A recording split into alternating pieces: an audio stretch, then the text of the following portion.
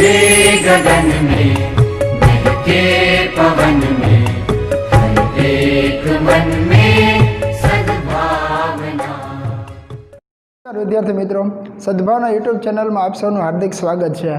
आज આપણે આગળ ચર્ચા કરીએ ધોરણ 6 વિષય ગણિત પ્રકરણ નંબર 1 સંખ્યા પરિચય। એમાં આપણે સ્વાધ્યાય 1.1 ના પહેલો અને બીજો દાખલો જોયેલો હતો। આજે આગળ આપણે ત્રીજો અને ચોથો દાખલો જોવો છે। દાખલા નંબર 3 યોગ્ય રીતે અલ્પવિરામ મૂકો અને ભારતીય સંખ્યા લેખન પદ્ધતિમાં લખો। આપણે અગાઉ ચર્ચા કરી એ પ્રમાણે આપણે અલ્પવિરામ બે પદ્ધતિ પ્રમાણે મૂકતા, એક ભારતીય સંખ્યા લેખન પદ્ધતિ અને બીજી આંતરરાષ્ટ્રીય સંખ્યા લેખન પદ્ધતિ। આ દાખલા નંબર 3 માટે આપણે અલ્પવિરામ ભારતીય સંખ્યા લેખન પદ્ધતિ પ્રમાણે મૂકવાનું છે અને એના ઉપરથી એની સંખ્યા લખવાની છે। જ્યારે આપણે ભારતીય સંખ્યા લેખન પદ્ધતિની વાત કરી ત્યારે આપણે એવું કીધેલું કે પહેલું અલ્પવિરામ છે એ જમણેથી 3 અંક પછી આવે।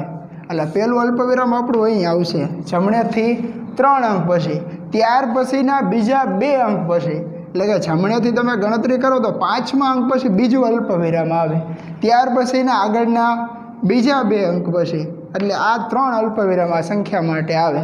અને આના ઉપરથી આપણે સંખ્યા લખવાની છે હજી, તો છેલ્લેથી ગણતરી કરવાની, એકમ, દશક, 100, 1000, 10,000, લાખ, 10 લાખ ને કરોડ। એટલે સંખ્યા આપણે લખશી 8 કરોડ 75 લાખ 95,000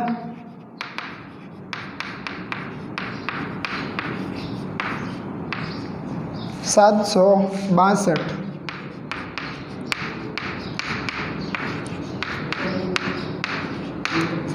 ફરીથી એક વખત ભારતીય સંખ્યા લેખન પદ્ધતિ પ્રમાણે અલ્પવિરામ મૂકવાનું હોય ત્યારે પહેલું અલ્પવિરામ જમણેથી 3 અંક પછી, ત્યાર પછી ક્રમિક 2 અંક પછી અલ્પવિરામ આવે અને સંખ્યા લખો એટલે પાછળથી ગણી લેવાના, એકમ, દશક, 100, 1000, 10,000, લાખ, 10 લાખ ને કરોડ। પછી અંક જોવાના 8, તો કે 8 કરોડ 75 લાખ 95,762। ખબર પડે? આગળ જો બીજી સંખ્યા માટે અલ્પવિરામ મૂકીએ, પહેલું અલ્પવિરામ જમણેથી 3 અંક પછી, ત્યાર પછીનું બીજું અલ્પવિરામ ત્યાર પછીના 2 અંક પછી, એટલે કે અહીં ત્રીજું અલ્પવિરામ ત્યાર પછીના 2 અંક પર। જો 2 અંક તો છે જ નહીં એટલે હવે આગળ અલ્પવિરામ પણ આવશે નહીં।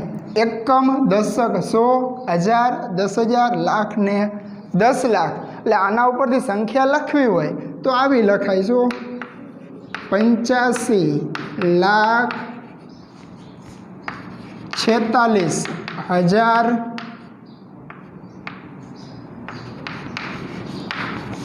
283। ખબર પડી? આમાં જો કરોડ છે નહીં તો શરૂઆત ક્યાંથી? લાખથી, 85 લાખ 46,283। આગળ ત્રીજી સંખ્યા માટે વાત કરીએ, અલ્પવિરામ પહેલું જમણેથી 3 અંક પછી, એટલે 1, 2 ને 3 અંક પછી અલ્પવિરામ, ત્યાર પછી ક્રમિક 2 સંખ્યા પછી અલ્પવિરામ આવે। ગણતરી કરી લો, એકમ, દશક, 100, 1000, 10,000, લાખ, 10 લાખ અને કરોડ। લખીએ આપણે 9 કરોડ 99 લાખ। હવે જો અહીંયા બધે જીરો છે, આ જીરોને ક્યાં દર્શાવવાના થાય ને, સીધી છેલ્લી સંખ્યા 9 કરોડ 99 લાખ અને છેલ્લે લખી નાખવાના 46।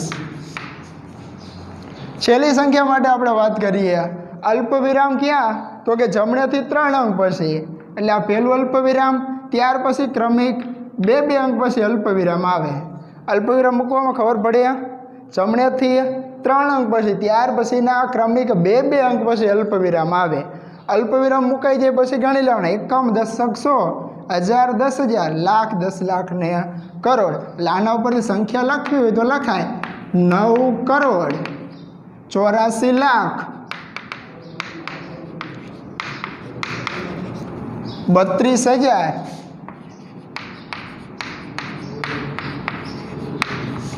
701।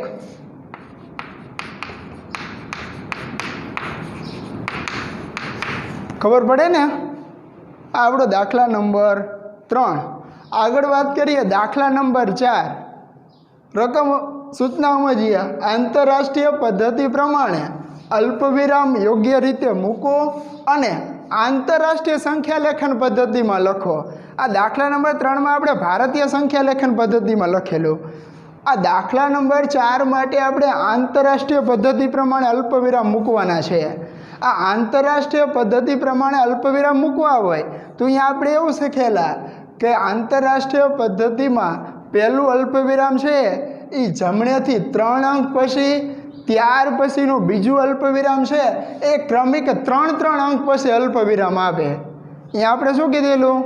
પહેલું જે અલ્પવિરામ છે એ જમણેથી 3 અંક પછી, ત્યાર પછીના ક્રમિક 3 અંક પછી અલ્પવિરામ આવે.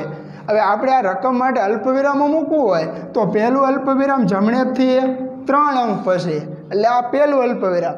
ત્યાર પછીના ક્રમિક 3 અંક ગણવાના, એટલે 1, 2 ને આ 3 અંક પછી બીજું અલ્પવિરામ આવે. જો હજુ આગળ સંખ્યા હોય તો 3 અંક પછી અલ્પવિરામ આવે, પણ અહીંયા આગળ 3 અંક નથી, એટલે આ રકમ માટે 2 અલ્પવિરામ આવશે. હવે આના ઉપરથી આપણે સંખ્યા લખવી હોય તો કે એના માટે આ જે પહેલાં જે આગળના 2 શબ્દ હોય કે 1 હોય એની પાછળ સીધો મિલિયન એકમ જોડી દેવાનો. કેમ કે આપણે આંતરરાષ્ટ્રીય પદ્ધતિ પ્રમાણે શીખ્યા એમાં કંઈક એકમો આ પ્રમાણે હતા: એકમ, દશક, 100, 1000, પછી લાખ નહીં, સીધો મિલિયન એકમ આવતો. એટલે અહીંયા આગળ આપણે સીધા બોલશી મિલિયન. પણ કેટલા મિલિયન? તો કે 78 મિલિયન. આના બરાબર શું કહીશું આપણે? 78 મિલિયન. અને આ 3 સંખ્યા ભેગી 921 પાછળ 1000 બોલી નાખવાનું. શું? 921 1000 છેલ્લા વૈધા 92. ખબર પડે? અલ્પવિરામ પહેલાં તો ક્રમિક 3 અંક પછી અલ્પવિરામ આવે, એટલે આ સંખ્યા માટે આપણે 2 અલ્પવિરામ આવશે. એક 3 અંક પછી, ત્યાર પછી બીજું પણ 3 અંક પછી. આખી સંખ્યા લખવાની થાય ત્યારે તો કે આ પહેલાં જ મિલિયન શબ્દનો ઉપયોગ કરવાનો, એટલે કે 78 મિલિયન 921,000 અને છેલ્લે 92. આગળ બીજી સંખ્યા માટે વાત કરીએ. અલ્પવિરામ મૂકવા માટે જમણેથી 3 અંક પછી અલ્પવિરામ, ત્યાર પછીના બીજા 3 અંક પછી અલ્પવિરામ. આ અલ્પવિરામ મૂકવામાં ખબર પડે? હા, તો કે આગળ આપણે સંખ્યા લખીએ. જો અહીંયા 78 હતો, અહીંયા ફક્ત કેટલા છે? 7. તો આપણે આ લખશી 7 મિલિયન. આ 3 સંખ્યાના ભેગી બોલ નાખવાની. 452,000.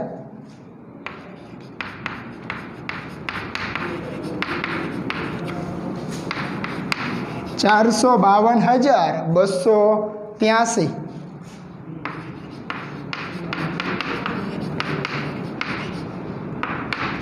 આપણી થઈ ગઈ સંખ્યા બીજી. આગળ વાત કરીએ ત્રીજી માટે. તો કે અલ્પવિરામ માટે પહેલું અલ્પવિરામ જમણેથી 3 અંક પછી, ત્યાર પછીના બીજા 3 અંક પછી અલ્પવિરામ આવે, એટલે 2 અલ્પવિરામ. સંખ્યા લખવી હોય તો કે જો 2 અંકની સંખ્યા કઈ? 99